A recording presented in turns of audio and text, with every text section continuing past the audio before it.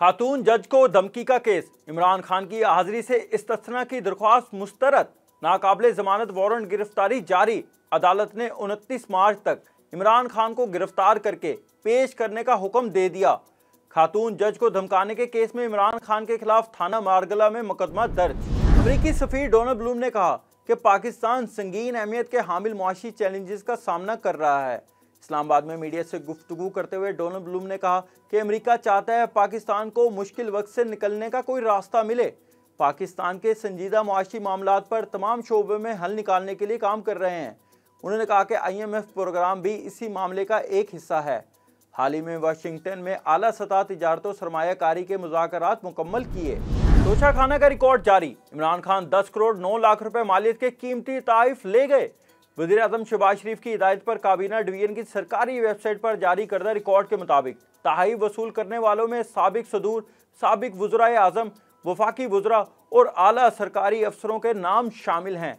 Record के मुताबिक साबिक सदर परवेज मुशर्रफ, साबिक वज़ीर-ए-आज़म शौकत अजीज, यूसुफ रज़ा गिलानी, नवाज शरीफ, राजा परवेज अशरफ और इमरान खान समेत दीगर ने तोशाखाना में मामूली रकम अदा करके बेशकीमत तोहफे वसूल किए थे।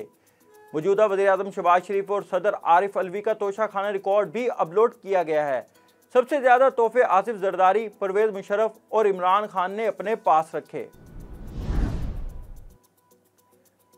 वज़ीर इत्तलात मरियम औरंगजेब ने तोशाखाना का कोई तोहफा अपने पास नहीं रखा। वफाकी वजारत इत्तलात की वजाहत, वजारत इत्तलात की जानिब से जारी बयान में कहा गया कि वफाकी वज़ीर इत्तलात मरियम औरंगजेब ने तोहफे तोशाखाना में जमा करवाए हैं।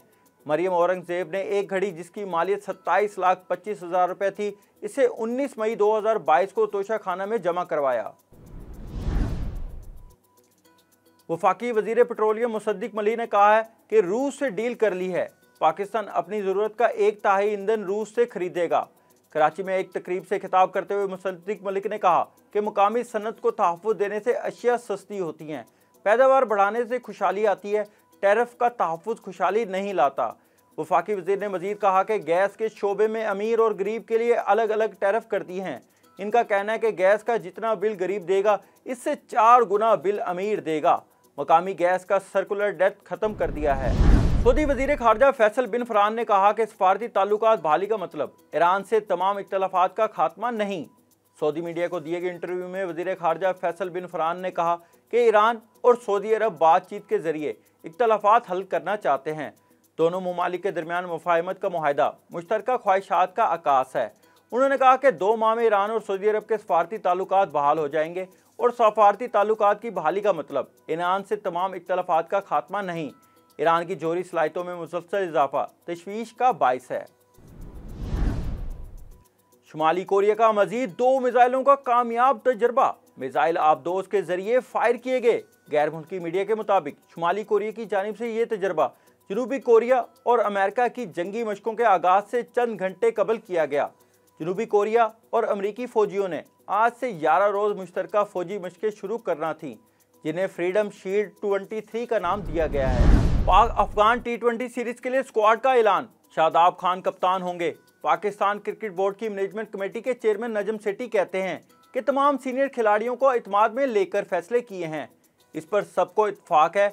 हमें अब वर्ल्ड कप का सोचना है, अभी से असेसमेंट करेंगे तो अभी से ये काम करना पड़ेगा। प्रेस कॉन्फ्रेंस के दौरान नजम सेठी का कहना था कि सोचा है अब तमाम यंग खिलाड़ियों को मौका देंगे और सीनियर खिलाड़ियों को आराम देंगे। इस हवाले से तमाम टॉप खिलाड़ियों को इत्मीनान में लिया है। बाबर आजम, रिजवान, शाहीन, फखर से बात कर ली है, इन्हें आराम देंगे।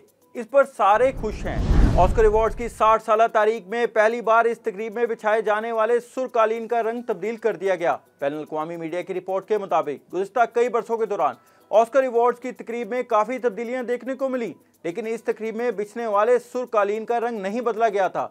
इस साल तकरीब में शैंपेन कलर का कारपेट बिछाया गया। कालीन का रंग तब्दील करने का फैसला इनोवेशन कंसल्टेंट्स लीजा लेओ और रावल एवला ने किया।